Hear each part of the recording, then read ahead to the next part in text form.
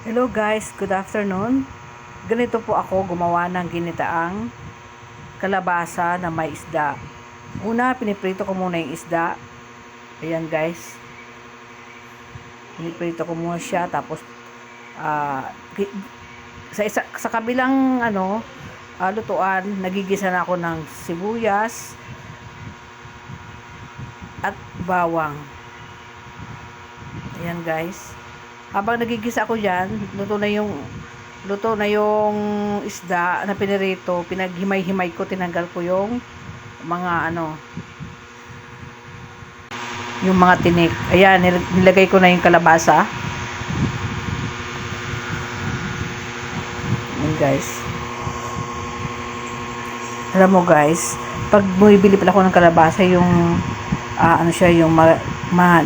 yung yung maligat ba kung sa Bisaya, yung yung hindi siya mukhang bata, kasi kung minsan mayroon kasing yung pag bumili ka ng yung parang bagong, yung hindi siya masyadong matanda na, malambot siya. Ito kasi sobrang ligat niya nung nakabili ako sa palengke. Isang bukas yung binili kong kalabasa.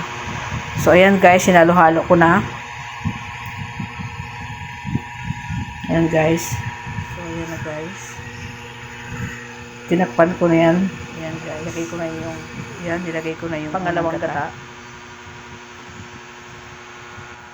Pag nagluluto ka pala ng kalabasa na ginataan, dapat hindi mo siya masyadong hinahalo, kasi para hindi siya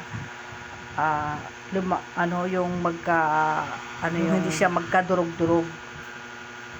Yan ang ginagawa ko. Yan na guys. So yan na guys, nilagay ko na yung unang gata. Yan yung gataang gata talaga. Kunti na lang yung sabaw. Yan na guys.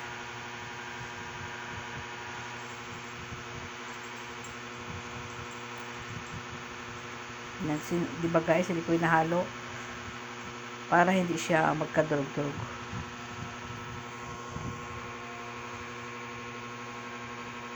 Gustong gusto ni mama yung ganitong pagluto ko ng ginataang kalabasa. Talagang ang dami niya nakakain. So iyan na nga yung isda na tinanggalan ko ng mga tinik. Yan yung ilalagay ko dyan sa kalabasa. Patuyuin muna natin ng konti yung kalabasa bago ilagay yung isda. Yan.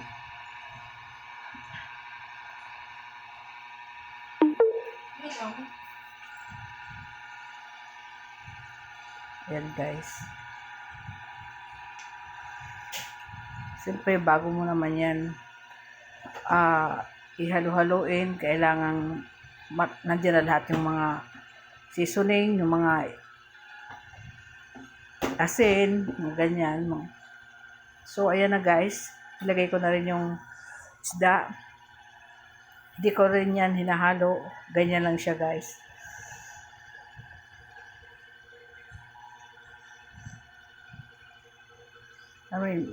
May naiwan pang tinik.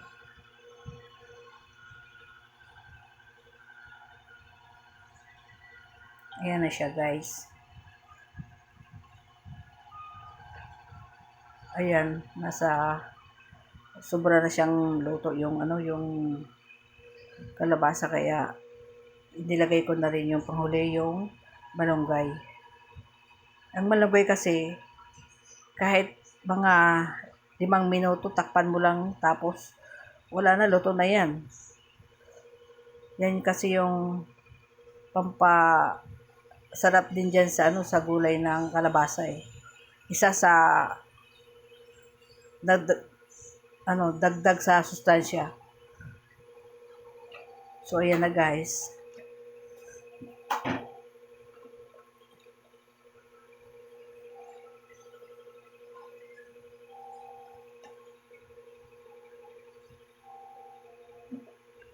Diba guys, ang bilis lang, ang dali niyang lutuin.